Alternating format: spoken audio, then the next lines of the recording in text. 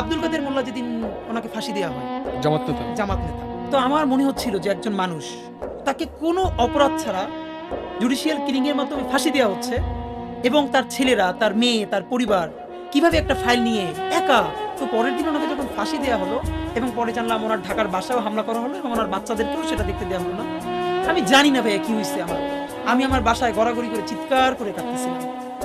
আমি কোনোদিন আব্দুল কাদের মোল্লাকে দেখি নাই, যে আমাদের কোনো বড় নেতা তো দূরের কথা, শিবিরের কোনো বড় মানুষের সাথে আমার কোনোদিন আলাপ হয় না, শুধু আমার ডিপার্টমেন্টে যারা করতো তাদের সাথে।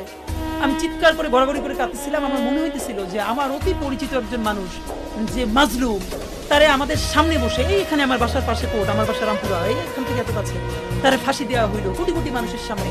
আমরা দেখতেছি কিন্তু কেউ কিছু বলতে পারতেছে না। আমি এটা নিতে না পারি, আমার মনে আছে আমি গড়াগড়ি করে শব্দ করে কাঁদতেছিলাম। কিন্তু ভয়াবহ অভিজ্ঞতা হলো, আমার বোনও তখন কাঁদতেছিল, কিন্তু সে এসে আমার মুখ চেপে ধরছে। আমার বোন মুখ চেপে ধরে আমার বলতেছে, সেও কাঁদতেছে নীরবে, যে জোরে চিৎকার করে কাঁদা যাবে না, কারণ আমার বাসার পাশের ফ্ল্যাটে যদি কেউ চিৎকার করে কান্না শুনে, তারা বুঝে ফেলবে যে এই বাসায় মনে হয় শিবিরের কেউ আছে, তখন আমাদের বাসা ছাড়তে হবে, অথবা এই বাসায় আমরা থাকতে পারবো না।